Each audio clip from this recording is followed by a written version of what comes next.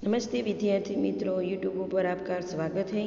आज हम कक्षा 8 इकाई 5 सवाल बालमन के जवाब डॉक्टर कलाम के बारे में अभ्यास करेंगे। तो अब इस इकाई की शुरुआत करते हैं। इसमें डॉक्टर कलाम जब राष्ट्रपति थे तब बच्चे उसे प्रश्न पूछ रहे थे और कलाम उसके जवाब दे रहे थे। ये प्रश्न तरीके द्वारा ये इकाई शुरू होती है। तो अब हम इकाई की शुरुआत करते हैं। इकाई का नाम ही है सवाल बालमन के और जवाब डॉक्टर कलाम के। डॉक्टर कलाम बालकों को जवाब दे रहे हैं और प्रश्न पूछ रहे हैं, क्या आप अपने बचपन की कोई यादगार घटना हमें सुना सकते हैं? बच्चे प्रश्न कर रहे हैं। कलाम 5वीं में के मेरे शिक्षक की शिव सुब्रमण्य अय्यर की एक बात मुझे याद है। एक दिन कक्षा में वे हमें यह बता रहे हैं कि कोई पक्षी कैसे उड़ता है। उन्होंने हमें रामेश्वर के समुद्र तट पर ले जाकर इसका जीवंत उदाहरण दिया। वह ऐसी यादगार घटना थी जो मेरे मन मस्तिष्क में हमेशा के लिए बैठ गई। इसी से मुझे आगे विज्ञान पढ़ने की प्रेरणा मिली थी। कलाम बोल रहे हैं। बच्चे फिर प्रश्न करते हैं, बचपन में हमें किस भाषा की प्रमुखता देनी चाहिए? कलाम दे रहे जवाब, मैंने स्वयं माध्यमिक शिक्षा तक की पढ़ाई अपनी मातृभाषा के माध्यम से पूरी की है। कॉलेज और उसके आगे की शिक्षा अंग्रेजी माध्यम की संस्थाओं में हुई है। मेरा मानना है कि हम कॉलेज में के माध्यम के रूप में मातृभाषा का चुनाव कर सकते हैं, क्योंकि युवा अपनी मातृभाषा में सोचता है, उसी में अपनी बात सहजता से कहने की सक्षम होता है। पर हमें कोई भी दो राय नहीं, किसी की वैश्विक स्तर पर संपर्क के लिए हमें अंग्रेजी जैसी एक संपर्क भाषा का नितांत आवश्यकता है। फिर बच्चे प्रश्न पूछ रहे हैं, यदि हम आपकी तरह बनना चाहें तो हमें क्या करना चाहिए? अब्दुल जवाब देते हैं कि जब आप युवा अवस्था के कदम रखें तभी आपको जीवन में के लक्ष्य निर्धारित करने देना चाहिए। हमेशा कुछ बड़ा सोचो और जैसे ही यह अनुभूति हो कि आप आखिर बनना क्या चाहते हैं, तभी में उस दिशा के प्रयास और श्रम प्रारंभ कर दो। कहने का अर्थ है कि जी तोड़ मेहनत करो। जो आप आगे की ओर सोच बढ़ोगी, आपका सामना बाधा तथा कठिनाइयों से होगा। आपको अपने अंदर दृढ़ साहस पैदा करना होगा। समस्याओं को पराजित करने में महारत हासिल करनी होगी, तभी जीवन में सफल हो पाओगे। पहले यह जरूरी है कि आप निरंतर ज्ञान अर्जित करो। बच्चे प्रश्न कर रहे हैं, वह कौन सी बड़ी चुनौती है जिसका सामना हमें आज करना पड़ रहा है? भारत सन 2020 तक विकसित राष्ट्र के रूप में परिवर्तित हुआ है और देश के 1 अरब से अधिक नागरिक के चेहरों पर मुस्कान देखना, यही राष्ट्र की सक्षम सबसे बड़ी चुनौती है। फिर बालक प्रश्न करे, आपकी दृष्टि से साहस की परिभाषा क्या है? अब्दुल जवाब दे रहे, अपनी जान की परवाह किए बिना दूसरों को संकट या आपदा से बचाने ही साहस है। फिर प्रश्न पूछ रहे हैं, हम प्रवासी भारत मातृभूमि के प्रति गर्व की भावना कैसे विकसित करें? भारतीय मूल का कोई भी व्यक्ति एक बृहद भारतीय परिवार का अंग है और उसे हमारे देश की सांस्कृतिक विरासत पर गर्व है। सौभाग्य से आप लोग ऐसी स्थिति में है कि अपनी मातृभाषा से अच्छी तरह जुड़े हुए हैं और यही आपके लिए गौरव की बात है। प्रश्न कर रहे हैं बच्चे, जो भी बच्चे आपके मिलते हैं वे कहते हैं कि वे एक प्रसिद्ध वैज्ञानिक, इंजीनियर, डॉक्टर आदि बनना चाहते हैं। कलाम जवाब देते हैं, पर किसान, मजदूर और कलाकार की किसी राष्ट्र के लिए उन्नति ही महत्वपूर्ण है। हम ऐसे ही परिवार से आते हैं, हमारे लिए आपका क्या संदेश है?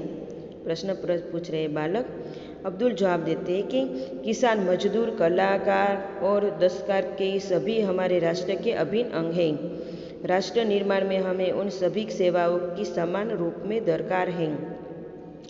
आप सभी को चाहिए कि अपने क्षेत्रों में खूब उन्नति करें। फिर प्रश्न कर रहे हैं बच्चे, आप कहते हैं कि भारत 2020 तक विकसित राष्ट्र बन जाएगा, पर निरंतर बढ़ती जनसंख्या और बेरोजगारी इसे असंभव या संभव होने देगी? विकास स्वयं जनसंख्या की वृद्धि को रोकने की अचूक औषधि है। इससे जन शिक्षा, विशेषकर स्त्री शिक्षा के बाद भी सम्मिलित है। इससे छोटा परिवार सुखी परिवार की मान्यता को बन सकता है। भारत 2020 मिशन यहाँ युवा को रोजगार संस्था अवसर सुलभ कराएगा। ग्रामीण क्षेत्रों में बड़ी संख्या को उद्योग धंधे स्थापित किए जाएंगे, जिससे उन क्षेत्रों में रोजगार की प्रचुर अवसर पैदा होगी। आपको ऐसा क्यों लगता है कि 2020 तक भारत विकसित राष्ट्र बन जाएगा? प्रश्न कर रहे बच्चे। कलाम जवाब देते हैं कि भारत की जनसंख्या 1 अरब से अधिक है। इसे 54 करोड़ और 25 वर्ष की कम आयु के हैं। ये हमारी राष्ट्रीय शक्ति है। भारत को 2020 तक विकसित राष्ट्र में परिवर्तित करने के लिए हमारे पास प्रचुर प्राकृतिक संसाधनों के साथ ही सुनियोजित खाक भी उपलब्ध होंगे। 54 करोड़ युवा को विचार की एकता निश्चित ही उसे विकसित राष्ट्र में परिवर्तन करने में सफल होगी। प्रश्न कर रहे हैं बालक। कई छात्रों के बड़े बड़े लक्ष्य होते हैं, पर आर्थिक अथवा अन्य समस्या के कारण ही इन्हें प्राप्त नहीं कर पाते। वे आपका लक्ष्य आखिर कैसे प्राप्त करें? कलाम जवाब दे रहे हैं कि स्कूल की पढ़ाई में अच्छा प्रदर्शन करने पर छात्रवृत्ति प्राप्त होगी। साथ ही उच्च शिक्षा के लिए बैंकों की ऋण लेने हेतु पात्रता भी बनेगी। जीवन में ऊंचा लक्ष्य निर्धारित करने पर बाधा तो आती ही है। हमें कठोर परिश्रम और उत्कृष्ट कार्यों में इन्हें पराजित करना होगा। विघ्न बाधाओं से व्यक्ति को पराजित नहीं होना चाहिए। फिर प्रश्न करें बच्चे। भारत को विकसित राष्ट्र बनाने में राजनीति की क्या भूमिका होनी चाहिए? कलाम जवाब देते कि जिम्मेदार राजनीतिक दूरदर्शित पूर्ण नीतियाँ बनाता है। महात्मा गांधी ने निष्ठा की राजनीतिक सिद्धांत को सत्य, अहिंसा तथा निस्वार्थ भाव से ढालते हुए ब्रिटिश शासकों के विरुद्ध अपनी लड़ाई छेड़ी थी। वर्तमान राजनीतिक को अपने कठिन परिश्रम, उत्कृष्टता और पारदर्शी कार्यों में मार्गदर्शन देना होगा। साथ ही गरीब रेखा के नीचे रहे लगभग 26 करोड़ भारतीयों के उत्थान के लिए भी कार्य करना होगा। फिर प्रश्न कर रहे हैं बच्चे। रक्षा की दृष्टि से विजन 2020 का लक्ष्य पाने के लिए महिलाओं की क्या भूमिका हो सकती है? अब्दुल जवाब देते हैं कि कलाम विजन 2020 में रक्षा अनुप्रयोग क्षेत्र में महत्वपूर्ण प्रौद्योगिकता के विकास पर विचार किया गया है। राष्ट्रीय सुरक्षा की बात भी विजन 2020 का एक अभिन्न अंग है। सशस्त्र सेनाओं में नियुक्ति के लिए पुरुष और महिला के आधार पर कोई भेदभाव नहीं किया जाता है। तीनों सेनाओं में पर्याप्त महिला अधिकारी नियुक्त हैं। राष्ट्रीय रक्षा क्षमताओं में वृद्धि के लिए महिलाएं उच्च स्तरीय सामरिक सेना बहुत उपकरण के कार्य करने में अपना सहयोग दे सकती हैं। फिर प्रश्न कर रहे हैं बालक। क्या हम अति विशिष्ट व्यक्ति के दौर पर हो रहे अनावश्यक खर्च कम नहीं कर सकते? कलाम जवाब दे तुम्हें इस मंच पर बड़ी बड़ी कुर्सी दिखी होगी, वह कुर्सी अब यहाँ पर नहीं है।